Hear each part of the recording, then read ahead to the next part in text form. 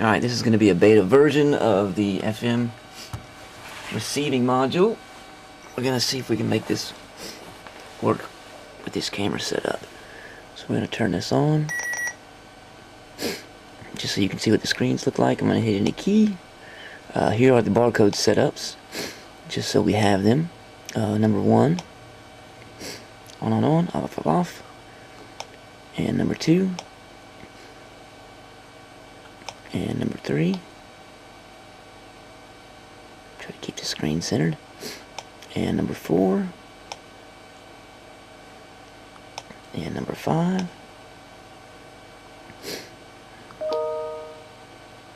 and we don't have to worry about 6. So we'll go back out and sign in.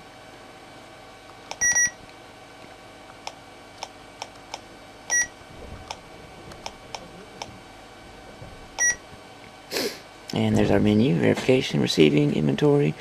The AWG is part of DC order. Then DC order is the Retalix core mark, and then the retail inventory.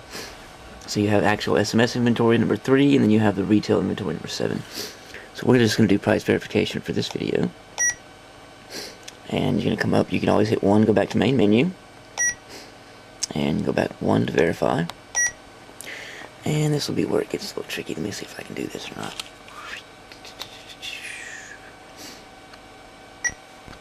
Okay, there we go. Now on this screen, you have the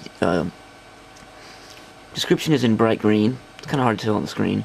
The retail price is always in white, because that's kind of what you're looking against. And this particular item is on sale, so it has a green colored, teal colored sale information, starting ending dates. Subdepartment 1 for grocery. You can see that whether or not it's on follow sub or not, it will either look at the item or the subdepartment to give you the information. So you can see tax 1 is on, I have tax 2 on. Right now it's set to send a tag to Alan. It's FSA eligible. It's wickable. It's food stampable first, wickable, and then FSA eligible. And then there's an other flag that you can use just if there's some other reason why you want to flag an item to have it looked at for some reason. There's an other flag you can tick that. Now you can always hit 1, go back to the main menu.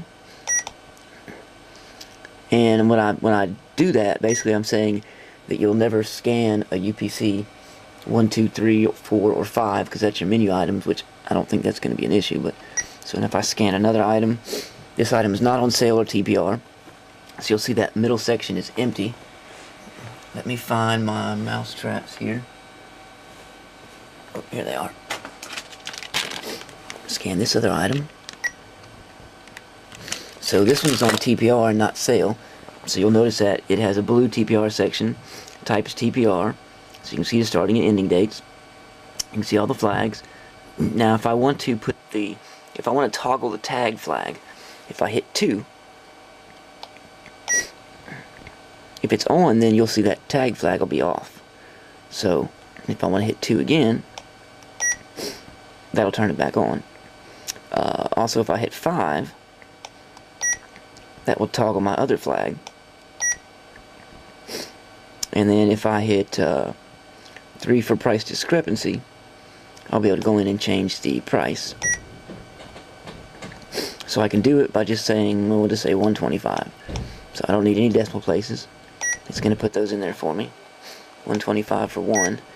And then it'll go right back into price verification mode. There's also another thing, history, for if you wanted to see how many you sold over the last 7 days, and I haven't been scanning anything, so I don't really have any information there. But I can hit 2 and go back to price verification. And that's pretty much what the price verification is like.